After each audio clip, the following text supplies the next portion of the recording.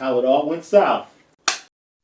In September 1993, Michael Fay, an 18-year-old American teenager living in Singapore with his mother and stepfather, was arrested for vandalizing cars by spray painting them and stealing road signs. He was charged with 53 counts of vandalism, mischief, possession of stolen property, and possession of firecrackers. Fay pled guilty in March 1994 to 2 counts of vandalism, 2 counts of mischief, and 1 count of possessing stolen property. In short, Fay, now of legal age, was acting like a rotten teenager. But this is not where the story ends. A firestorm of opinions and controversy erupted when Fay was sentenced to 4 months in jail, a fine of just over $2,000, and 6 strokes from a 4-foot-long rattan cane. You see, in Singapore, caning is a common form of corporal punishment for certain offenses, but not in the U.S. So you remember this, Sean? Yeah, man. Yeah, I do. And I do remember, even I was young when it happened, but like we were saying, it was such a big deal. You couldn't help, even as someone young. I mean, people were talking about it because it was that, to me, that was the first time I ever heard about something like that. And again, I was young, I hadn't traveled the world yet, but it was like, they cane you? Oh, there's countries where you steal and they chop your hand off? Like, it was, I think a lot of people, it was so like, what? And I also think, and we were kind of living on the last legs of even just, I mean, I don't know how you grew up, but the last legs of with a life of luxury. Right. And privilege. Well, the last legs of like spanking being something that happened in your family. It's all over the board. And it got me thinking about corporal punishment, which includes things like spanking, paddling, or other forms of physical punishment. And today we think of the use of that paddle in schools as a thing of the past. But you would probably be surprised to learn that it's still acceptable in certain portions of the country. According to the National Education Association, or NEA, as of 2024, corporal punishment is legal in 17 states. Practice in 14 of these states, and an additional 6 states don't prohibit it. Mississippi, Texas, Alabama, and Arkansas are the top, with Mississippi leading the way. I was surprised by that. Yeah, I'm surprised by that. I'm talking like paddle, physical punishment in the school. I'm surprised by that because I would think that maybe there's a correlation between lower, I don't know, crime rates and those states, but Mississippi's got high crime. So, right. Yeah, that's, I guess that chucks that out the window. I didn't know that. I didn't know there was any place in the country that was still allowed. I did not either. And I think that argument will come up, which is, we punish more severely and our crime rate is down, and it actually doesn't hold water. So yeah, I mean, when you were in school, did they? No. Exactly. Yes, it's very kind of severe biblical, which I'll also get into. Like this is the order from the Bible, right? Like it's just one of those things that we need to discipline our kids, and it did, it started to really wane off in the late 60s, early 70s as you get a younger generation coming up. Man, I grew up in the 80s, buddy, and I got my butt spanked. Yeah, for sure. It was still a thing in the 80s. I know that. Well, you were a bad kid, so there was that. No, but it was just I wasn't really, and that's probably part of it. I mean, look, I can remember, my grandfather, my mom's dad. Yes. They had 8 kids, and when they were young, my grandfather had a wooden paddle. And I mean, look, in the 50s and 60s, this was completely acceptable. A lot of people had it hanging, and it was a sign to the kids. It's right there. Or you go outside and pick a switch. I mean, all kinds of stuff like that. Yeah, you did not want to meet the backside of that paddle. I'll tell you that. So, in that context, once word got out about the caning, there was an absolute international outrage. And there was a poll done in April 1994 by Newsweek that found that 38% of Americans approved of Michael's caning and 52% did not. And I went into the archives and found a huge repository of opinion letters that were written into local newspapers at the time. And as you would imagine, they are, vastly different, two definite sides to this debate. So here are a few, kind of the pro version of this, essentially rally around these themes. Do the crime, do the time, right? And spare the rod, spoil the child, which is it's from Proverbs in the Bible. And it basically says you must give discipline, especially to young people. Otherwise, the child will get their way and will grow to be entitled. And so that was, we need to be strict with these kids or else. Which is true. It's true. That's a huge argument today with, and this is not given an opinion, Sure. but it's a huge argument today with the young, young people today. I mean, and just the way culture and society is, it's very lenient and very light on discipline as a whole in our country, right? Well, yeah, and I think today's episode is about going back and looking at the different opinions and then maybe understanding, if you're in the audience or whatever, have you changed your mind over time? Like, would you still stick by the opinion? Maybe if you remember the Michael Fay case, would you still stick by that today, or would you change your mind? So I'm curious to kind of hear what other people think about that case if they do remember it. If they're hearing it for the first time, it might be shocking that this happened. So I said, this is the pro angle, and here's a couple of quotes from some of the local newspapers that I pulled. This is from a man named John Barr. He says, "There is nothing wrong with a foreign country exercising its own forms of discipline. When in Rome, do as the Romans." And another one that's pretty, this one I expected. It's from a woman named Kathy Fitzpatrick. She says, "I think we should have more strict laws here like they have in Singapore. And maybe we wouldn't have such a screwed up, out of control, crime-infested country." We hear that a lot, right? If we only disciplined our kids, crime would actually be controlled. Yeah. So, yeah. I mean, and the argument of when in Rome, I mean, you would expect to hear that. And I mean, I kind of agree. I agree with the several different sides of this in certain ways. That's what's so crazy is it didn't happen here. It happened in another country and we're reacting. And so I also found a whole opinion page where they asked high schoolers what they thought. And so I'm going to give you an opinion from a high schooler on each side. And so this is one from a teenager named Rich Brand, who wrote in, he said, "Michael Fay is a spoiled rich kid who thought he could get away with his crimes. He was wrong. If you play, you should pay." So, yeah. A kid saying that. I'm going to keep going on this. And I was pretty shocked at what I read at the time. So interestingly, in 1994, around this whole swirl, a number of proposals across the U.S. pushed for public paddling of juvenile vandals inspired by the Fay caning. St. Louis Mayor Freeman Bosley Sr. said, he's the mayor of St. Louis, remember that, said that occasional whippings helped his son become successful. There's an argument to be made for that, man. I mean, look, if you never get, I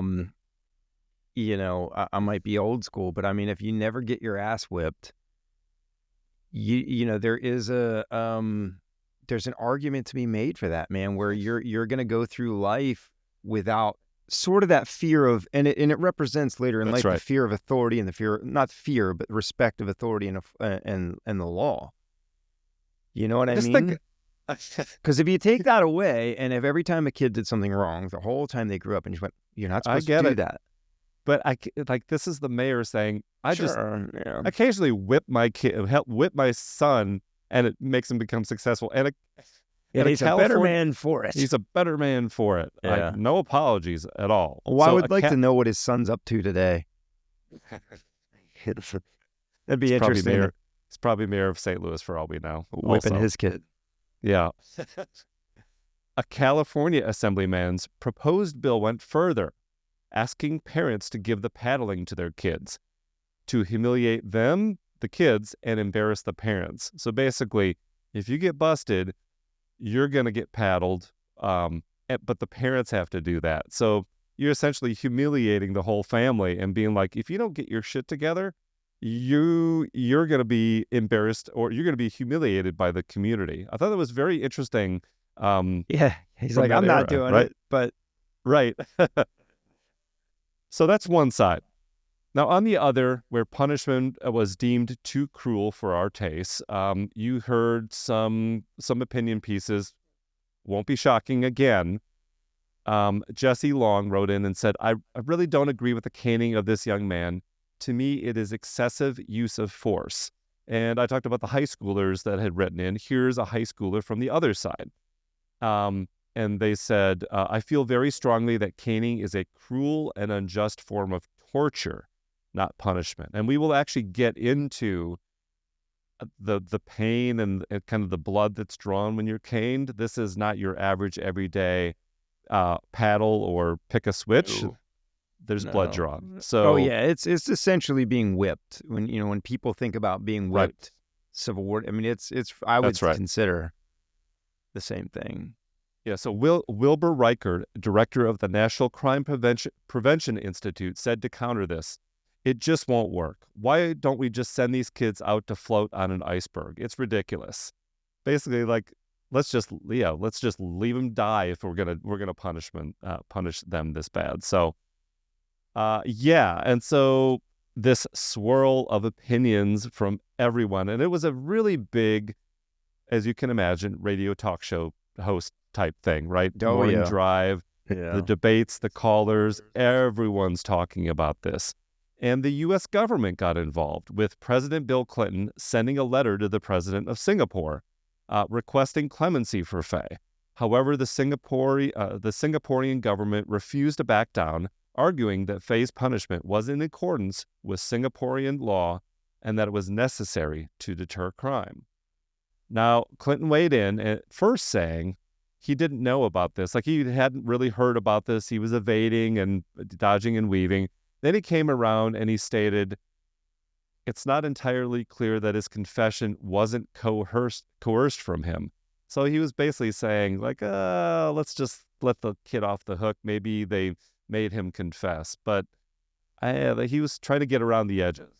Yeah, and look, I think Singapore, if I'm not mistaken, I think it's illegal to spit on the sidewalk.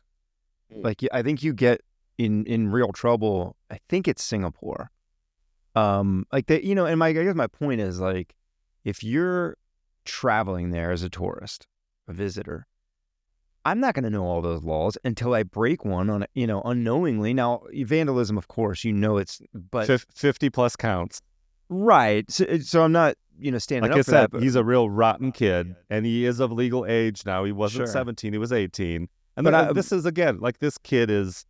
Oh, for sure. But I'm saying, my point is, like, if you as a visitor break a law in another country and they know you may not have known that. I'm not saying they just don't do it again and on your way, but I think maybe not the ultra form of punishment is right on time number one as a foreigner. So there's another angle to this too. Fay's father, he was CEO of a $55 million company at the time.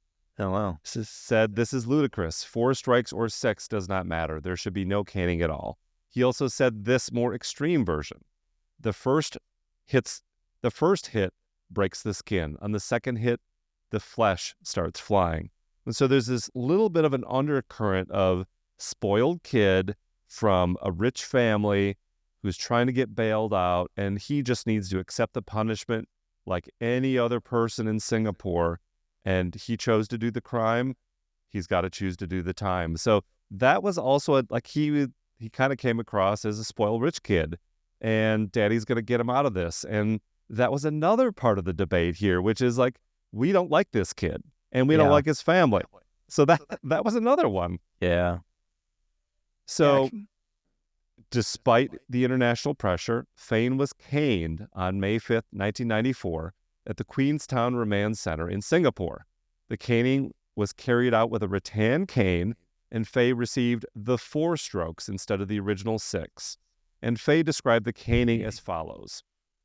It's interesting. Ouch. He said he He In goes all both capital ways. letters. Yeah. It's like a bloody nose. The skin did rip open. There was some blood. I mean, let's not exaggerate. Let's not say a few drops. Let's not say a few drops or that the blood was gushing out. It was in between the two. So it's kind of like, what are you talking about? Like, did it hurt or didn't it? Like he was not saying it was extreme, but he said it wasn't just a couple of drops of blood. And this account was quite different from one given by a U.S. consular official in Singapore, saying flesh was ripped and broken and there was horizontal slashing and cutting. So, in short, Fay described a lesser punishment than the official did. Yeah. Trying to sound like a didn't hurt, wasn't that bad. Yeah. In that same Newsweek article that had the poll results, here's a quote that I didn't know this. They basically stated that, but they said, quote, "But this was his first offense. In 1989, he had been diagnosed with attention deficit disorder and placed on medication. If he had spray painted cars in Kettering, where he was from in the U.S., according to municipal court judge Larry Moore, he would probably have been fined a maximum of $750, ordered to pay some restitution, and put on probation." But does that make it right? Here we are again, right? Like that's what he probably would have gotten away with in the States. Look at how extreme the two differences are, right, between the two countries. Look, man, but I hate to say this, whether you agree with another country's laws or punishments, it's kind of the same as agreeing or not with their culture. You're there. I mean, I do look at it that way. I'm not saying I agree with everything. I'm just saying that, if the kid stole something and they chopped his hand off, I mean, yeah, that's kind of a bigger deal, right? But the principle is the same. So I don't know. Yeah, and he was on Larry King. I remember that. It was Larry King Live at whatever 9:00 Eastern on CNN, and he's there, I think maybe with his attorney, describing what happened. And I mean, I just remember this kid's face, right, being ushered through press, the press and the all the media, the firestorm of all this. But it did get carried out ultimately. He did get the caning, and I just thought that was a really interesting look back at the times of 1993, or even like we talked about earlier, the 1950s and kind of the evolution of this over time. And I would be curious if this happened today, if opinions would change, or I think most people lean towards letting that government do what they need to do. And if you're going to act that way, we can disagree with that. Yeah, I don't know. I think there's a double sentiment here, which is I wouldn't do it. I don't think it's right. But if you do it in another country and they have different laws, you kind of have to follow the laws. That's kind of the tea leaves that I read back then, but also what I would imagine would be pretty similar or comparable today. Yeah, I really don't know how it would get, things today just kind of go with the wind, it seems. Because I think today you're going to have, just like in the 90s, you'd have this big group that's like, yeah, you did it, but you're going to have another side to this, which is a little more sensitive or disagreeing, or we're going to protest and we're going to, now it's a cause. And you know what I mean? Like, I think it'd be a different version of what happened back then, right? So everyone's going to have different opinions on that. We'd love to hear yours, as long as you're reasonable about it and all those things. We'd love to hear kind of where you weigh in on the issues. Thanks for listening this week, and we'll be back next time with another episode of How It All Went South. I'm Jason Hoke. That's Sean Kipe, and we'll see you next time.